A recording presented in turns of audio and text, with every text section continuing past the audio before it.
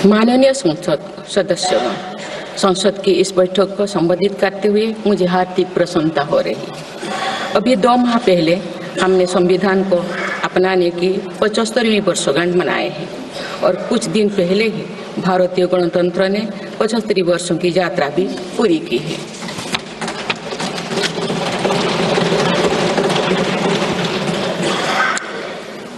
ये अवसर लोकतंत्र की जननी के रूप में भारत के गौरव को नई ऊंचाई देगा। मैं सभी देशवासियों की तरफ से बाबा साहेब आम्बेडकर समेत सभी संविधान निर्माताओं को नमन करते हैं। माननीय सदस्यगण, इस समय देश में महाकुंभ का ऐतिहासिक पर्व भी चल रहा है। महाकुंभ भारत की सांस्कृतिक परंपरा का, भारत की सामाजिक चेतना का पर्व है। देश और दुनिया से आए करोड़ों श्रद्धालु प्रयागराज में पूर्ण स्नान कर चुके हैं। मैं मोनो अमावस्या के दिन हुई हादसे पर अपना दुख व्यक्त करती हूँ। घायलों के शीघ्र स्वस्थ होने की कामना करती हूँ। कुछ दिन पहले ही हमने देश के पूर्व प्रधानमंत्री डॉक्टर मनमोहन सिंह जी को खोए हैं। मनमोहन सिंह जी ने 10 वर्ष तक प्रधानमंत्री के रूप में देश की सेवा की। वे लंबे समय तक संसद के सदस्य भी रहे। मैं मनमोहन सिंह जी को भावभीनी श्रद्धांजलि अर्पित करती हूँ। माननीय सदस्यगण, भारत की विकास यात्रा की इस अमृतकाल को आज मेरी सरकार अभूतपूर्व उपलब्धियों के माध्यम से नई ऊर्जा दे रही है। तीसरे कार्यकाल में 3 गुना तेज गति से काम हो रहा है। आज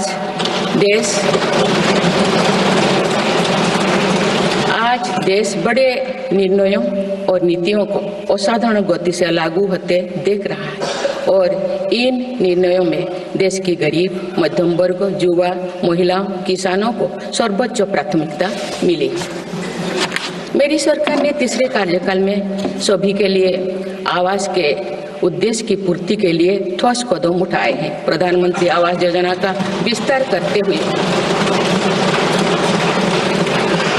3 करोड़ अतिरिक्त परिवारों को नए घर देने का निर्णय लिया गया है। इसके लिए 5,36,000 करोड़ रुपया खर्च किए जाने की योजना है। मेरी सरकार गांव में गरीबों की उनकी आवासीय भूमि का हक देने और वित्तीय समावेशन के लिए प्रतिबद्ध है। इस दिशा में स्वामित्व योजना के अंतर्गत अब तक 2 करोड़ 25 लाख स्वामित्व कार्ड जारी किए गए। इनमें से करीब 70 लाख स्वामित्व कार्ड पिछले 6 महीने से जारी किए। पीएम किसान सम्मान निधि के तहत करोड़ों किसानों को पिछले महीने में 41,000 करोड़ रुपया की राशि का भुगतान हुआ है। जनजातीय समाज के 5 करोड़ लोगों के लिए धरती आबा जनजातीय ग्राम उत्कर्ष अभियान प्रारंभ हुआ है। इसके लिए 80,000 करोड़ रुपए का प्रावधान किया गया है। आयुष्मान भारत योजना के अंतर्गत 70 वर्षों और उससे अधिक उम्र के 6 करोड़ वरिष्ठ नागरिकों को स्वास्थ्य बीमा देने का फैसला हुआ है। इन्हें हर वर्ष 5 लाख रुपए का हेल्थ कवर मिलेगा।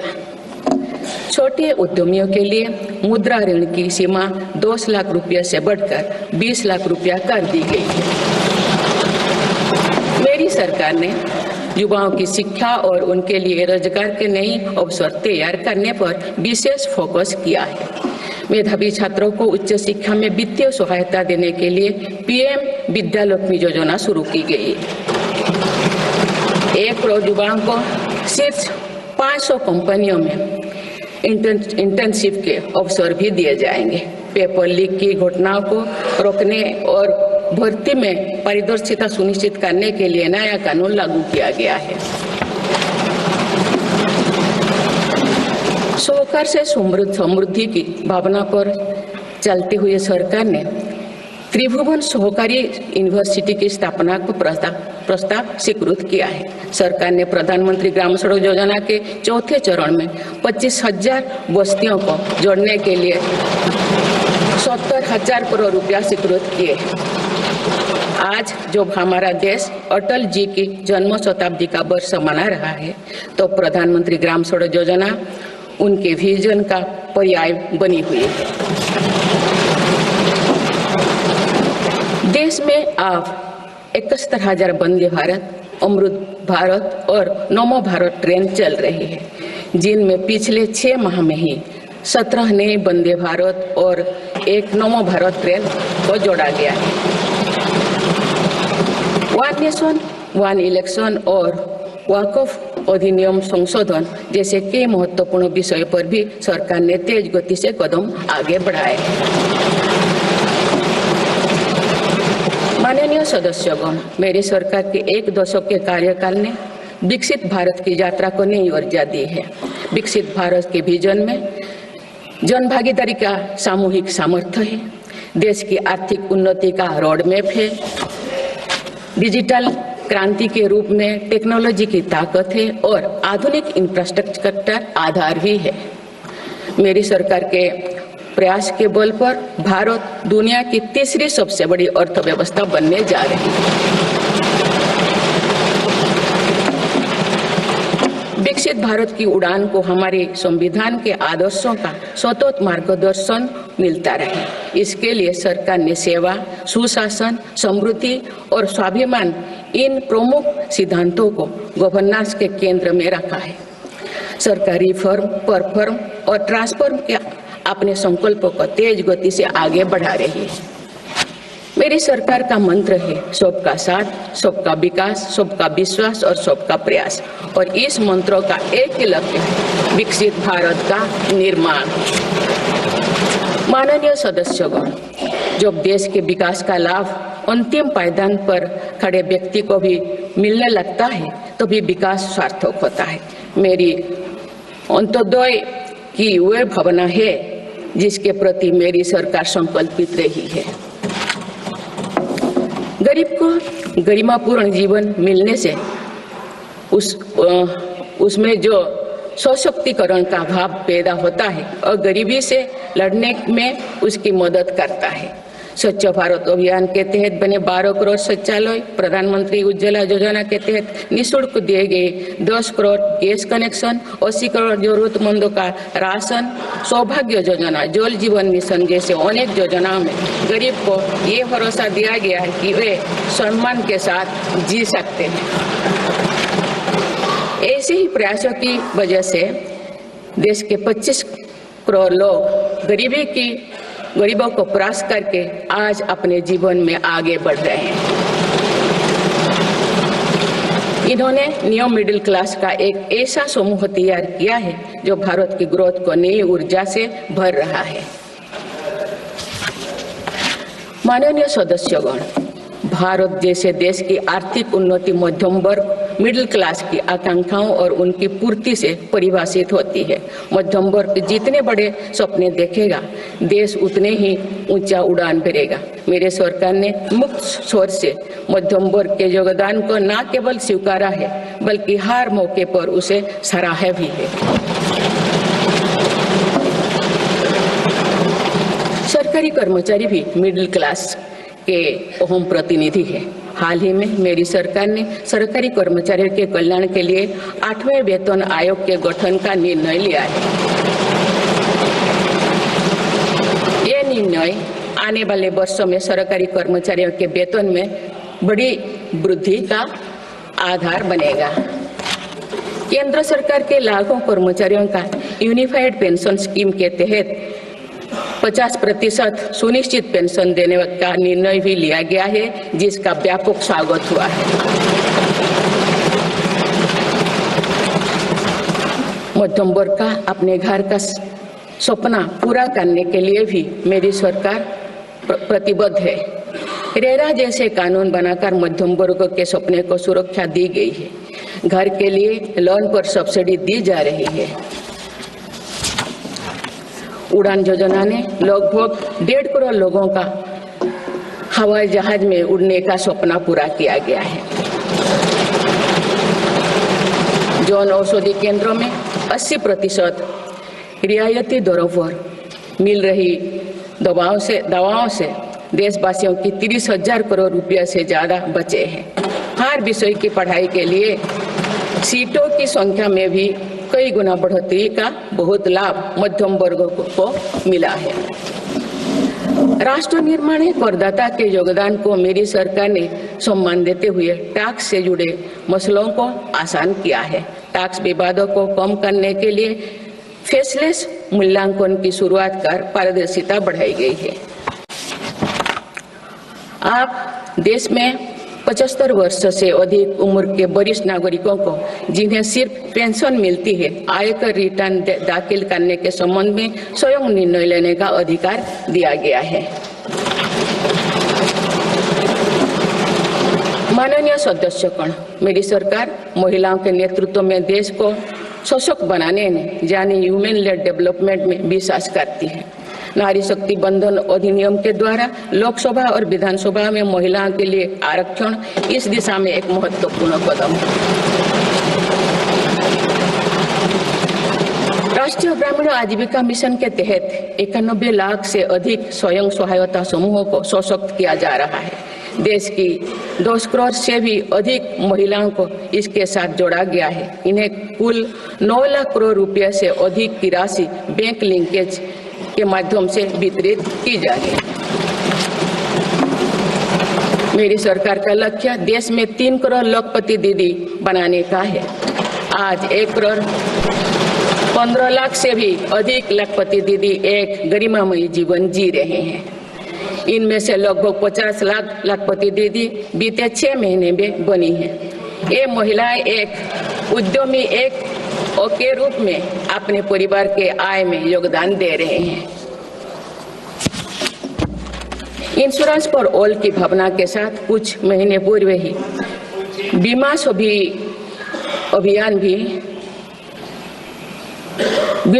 अभियान भी शुरू किया गया है। हमारे बैंकिंग और डिजी पेमेंट्स सखियां दूर दराज के इलाकों में लोगों को वित्तीय व्यवस्था से जुड़ने में महत्वपूर्ण भूमिका निभा रहे हैं।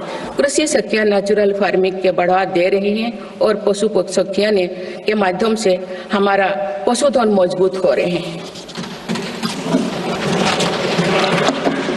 ड्रोन दीदी योजना महिलाओं के आर्थिक और तकनीकी सशक्तिकरण का माध्यम बने हैं। ये इस संसद के लिए गौरव का विषय है कि बड़ी संख्या में भारत की बेटियां लड़ाकू विमान उड़ा रही हैं, पुलिस में भर्ती हो रही हैं और कॉर्पोरेट कंपनियों का नेतृत्व भी कर रहे हैं। मेरी सरकार के निर्णय के बाद बालिकाओं की भर्ती राष्ट्रीय मिलिट्री स्कूलों में प्रारंभ हो गई है। नेशनल डिफेंस एकेडमी में भी महिला कैडेट्स को भर्ती शुरू की गई। हमारी बेटियां आज ओलंपिक में मेडल लाकर देश को भी गौरवान्वित कर रही हैं। मैं भारत की संसद के माध्यम से देश की नारी शक्ति को विशेष बधाई देती हूँ। माननीय सदस्यगण, पिछले 1 दशक में देश के हर बड़े प्रयास का दायित्व आगे बढ़कर भारत के युवाओं को उठाना पड़ा है। आज हमारा युवा स्टार्टअप स्पोर्ट्स से लेकर स्पेस तक हर फील्ड में देश का नाम रोशन कर रहे हैं। माय भारत पोर्टल के जरिए लाखों युवा राष्ट्र निर्माण के कार्य से जुड़ रहे हैं। पिछले 1 दशक में मेक इन इंडिया, आत्मनिर्भर Bharat, startup India, stand up India और डिजिटल इंडिया जैसी पहल ने युवाओं को रोजगार के अनेक अवसर प्रदान किए हैं। पिछले 2 वर्षों में सरकार ने रिकॉर्ड संख्या में 2 लाख स्थायी सरकारी नौकरियां प्रदान की गई। मेरी सरकार ने युवाओं के बेहतर कौशल और नए अवसरों के सृजन के लिए 2 लाख करोड़ रुपया का पैकेज स्वीकृत किया है। 1 करोड़ युवाओं के लिए इंटर्नशिप की व्यवस्था से युवाओं को ग्राउंड पर काम करने का अनुभव प्राप्त होगा। आज देश में 1.5 लाख से अधिक स्टार्टअप है जो इनोवेशन के स्तंभ के रूप में उभर रहे हैं। 1000 करोड़ रुपया की लागत से स्पेस सेक्टर में वेंचर कैपिटल फंड की शुरुआत की गई है। US world future skill index 2025 में भारत विश्व में दूसरे नंबर पर पहुंच गया है। यानी नई फ्यूचर ऑफ वर्क श्रेणी में एआई और डिजिटल टेक्नोलॉजी अपनाने में भारत दुनिया को रास्ता दिखा रहा है। ग्लोबल इनोवेशन इंडेक्स में भी भारत की रैंकिंग 76 से सुधरकर 39 हो गए हैं। माननीय सदस्यगण, मेरी सरकार राष्ट्रीय शिक्षा नीति के माध्यम से विद्यार्थियों के लिए आधुनिक शिक्षा व्यवस्था तैयार कर रही है। कोई भी शिक्षा से वंचित ना रहे, इसीलिए मातृभाषा में शिक्षा के अवसर दिए जा रहे हैं।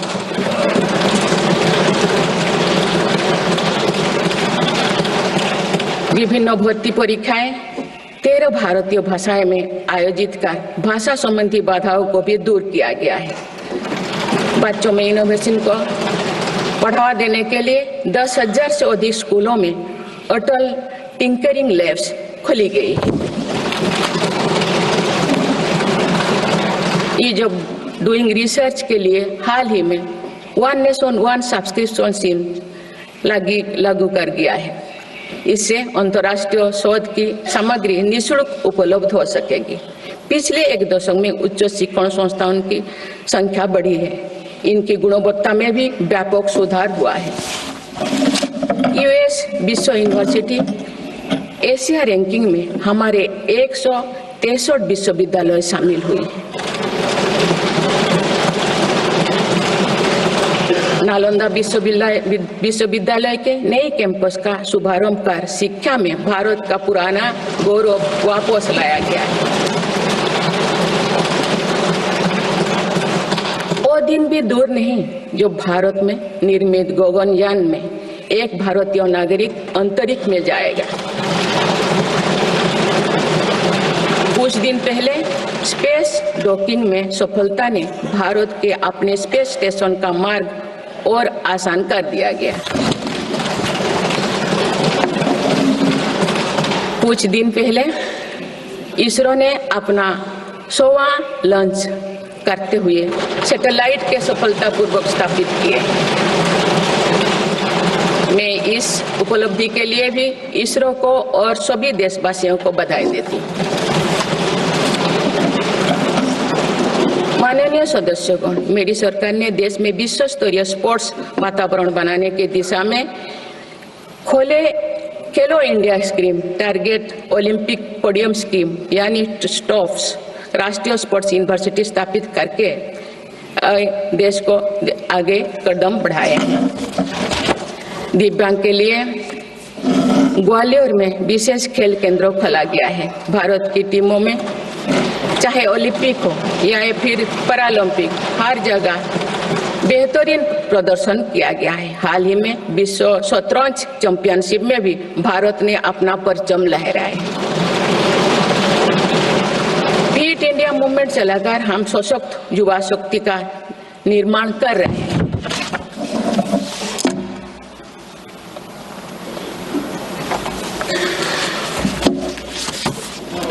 माननीय सदस्यगण, विकसित भारत के निर्माण में किसान, जवान और विज्ञान के साथ ही अनुसंधान का बहुत बड़ा महत्व है। हमारा लक्ष्य भारत को ग्लोबल इनोवेशन पावर हाउस बनाना है। देश के शिक्षण संस्थानों में अनुसंधान को बढ़ावा देने के लिए 50,000 करोड़ रुपया की लागत से अनुसंधान नेशनल रिसर्च फाउंडेशन स्थापित किया गया है। 10,000 करोड़ रुपया के लागत से विज्ञान धारा योजना के तहत विज्ञान एवं प्रौद्योगिकी में इनोवेशन को बढ़ावा दिया जा रहा है। आर्टिफिशियल इंटेलिजेंस के क्षेत्र में भारत के योगदान को आगे बढ़ाते हुए इंडिया एआई मिशन प्रारंभ किया गया है। राष्ट्रीय क्वांटम मिशन से भारत इस फ्रंटियर टेक्नोलॉजी में दुनिया के अग्रणी देशों की पंक्ति में स्थान बना सकेगा। मेरी सरकार देश में बायो मैन्युफैक्चरिंग को बढ़ावा देने के उद्देश्य से बायो ई-ट्री पॉलिसी लाई है। ये पॉलिसी भविष्य की औद्योगिक क्रांति का सूत्रधार होगा। बायो इकोनॉमी का उद्देश्य प्राकृतिक संसाधनों का कुशल उपयोग करना है, जिससे पर्यावरण को संरक्षित करते हुए रोजगार के नए अवसर पैदा होगा। माननीय सदस्यगण, मेरी सरकार ने अर्थव्यवस्था को पॉलिसी पैरालिसिस जैसे परिस्थितियों से उबरने के लिए मजबूत इच्छा शक्ति के साथ काम किया है। कोविड और उसके बाद के हालात एवं युद्ध जैसी वैश्विक चिंताओं के बावजूद भारतीय अर्थव्यवस्था ने जो स्थायित्व एवं रेजिलियंस दिखाया है वो उसके सशक्त होने का प्रमाण है। मेरी सरकार ने ईज ऑफ डूइंग बिजनेस को बढ़ावा देने के लिए कई महत्वपूर्ण कदम उठाए हैं। वन नेशन वन टैक्स की भावना के तहत जीएसटी को व्यवस्था लागू की गई है, जिसका फायदा सभी राज्यों को मिल रहा है। मेक इन इंडिया जैसी नीतियों के कारण आप बड़े ग्लोबल ब्रांड को प्रोडक्ट पर भी मेड इन इंडिया के लेवल्स देखने लगे हैं। माननीय सदस्यगण, भारत के छोटे व्यापारी गांव से लेकर शहरों तक हर जगह आर्थिक प्रगति को गति देते हैं। मेरी सरकार छोटे उद्यमियों को अर्थव्यवस्था की रीढ़ मानते हुए उन्हें स्वरोजगार के नए अवसर दे रही है। एमएसएमई के लिए क्रेडिट गारंटी स्कीम और ई कॉमर्स एक्सपोर्ट हब्स सभी प्रकार के उद्योगों को बढ़ावा दे रही है। तीसरी कार्यकाल में मेरी सरकार द्वारा मुद्रा ऋण की सीमा को 10 लाख रुपये से बढ़ाकर 20 लाख रुपया करने का लाभ करोड़ों छोटे उद्यमियों को हुआ। मेरी सरकार ने क्रेडिट एक्सेस को आसान बनाया है। इससे वित्तीय सेवाओं की लोकतांत्रिक बनाया जा सका है। आज लोन, क्रेडिट कार्ड, बीमा जैसे प्रोडक्ट सबके लिए आसानी से सुलभ हो रही है। दशकों तो हमारे देश के रेहड़ी फैक्ट्री पर दुकान लगाकर आजीविका चलाने वाले भाई बहन बैंकिंग व्यवस्था से बाहर रहे। आज उन्हें पीएम स्वनिधि योजना का लाभ मिल रहा है। डिजिटल ट्रांजैक्शन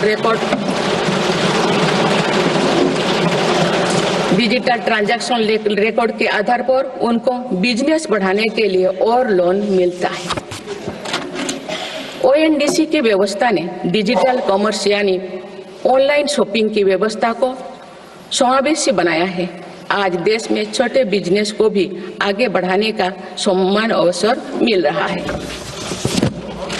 माननीय सदस्यगण, मेरी सरकार ने 10 वर्षों में प्रगति के जो नए अध्याय लिखे हैं उनमें से एक स्वर्णिम सोपान भारत को डिजिटल क्रांति का भी है।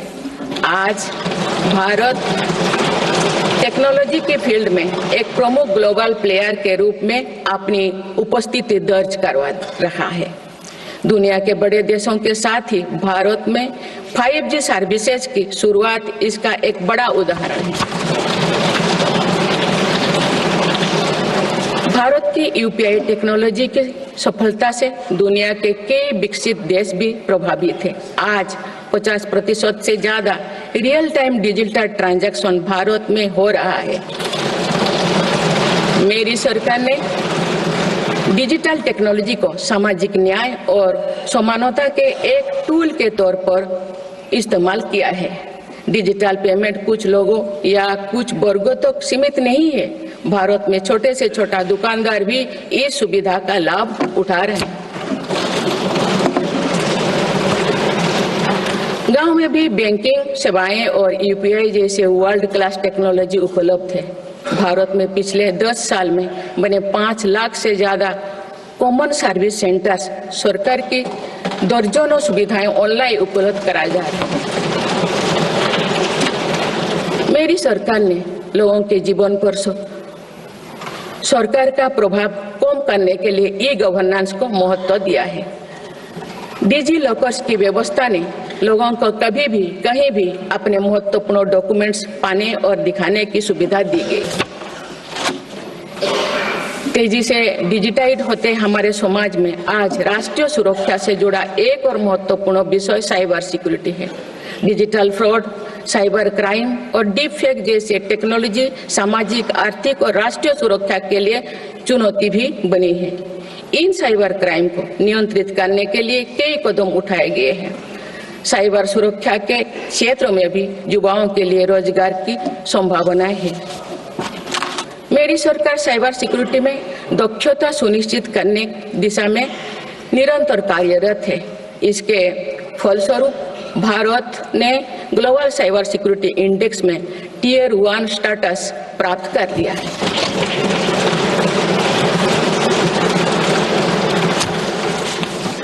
माननीय सदस्यगण, किसी भी देश का आधुनिक इंफ्रास्ट्रक्चर ने केवल उसके नागरिकों को एक बेहतर जीवन एवं देश को नई पहचान देता है, बल्कि देश को एक नया आत्मविश्वास भी देता है। बीते दशक में भारत ने वर्ल्ड क्लास इंफ्रास्ट्रक्चर निर्माण के कई माइलस्टोन तय किए हैं। इस आधुनिक इंफ्रास्ट्रक्चर से दुनिया में भारत की छवि मजबूत हुई है।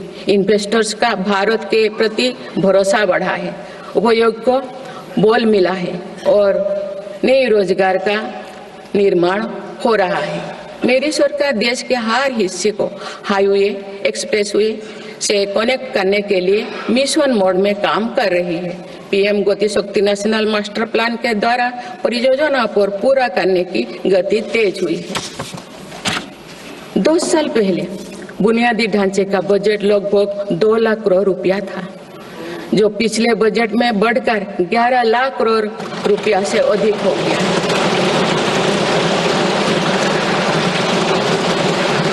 पिछले 1 दशक के काम को आगे ले जाते हुए पिछले 6 महीने में मेरी सरकार ने भविष्य के इंफ्रास्ट्रक्चर में रिकॉर्ड निवेश किया है।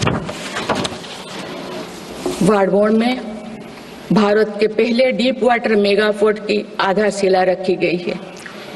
76,000 करोड़ की लागत से बनने वाला ये पोर्ट विश्व के शीर्ष 10 पोर्ट में से एक है। मुझे बताते हुए खुशी हो रही है कि उधमपुर श्रीनगर बारामूला रेल लिंक परियोजना पूरी हो गई है और अब देश कश्मीर से कन्याकुमारी तक रेलवे लाइन से जुड़ जाएगा। इस महत्वाकांक्षी परियोजना के तहत चेनाब ब्रिज का निर्माण हुआ है, जो विश्व का सबसे ऊंचा रेल ब्रिज है। साथ ही आंधी ब्रिज देश का पहला रेल केबल ब्रिज बना है। सिंकुन ला सुरंग पर काम भी सफलतापूर्वक आगे बढ़ रहा है। निकट भविष्य में पूरी होने पर यह विश्व की सबसे ऊंचा सुरंग होगा। इससे लद्दाख और हिमाचल प्रदेश के बीच 12 मासी संपर्क बना रहेगा।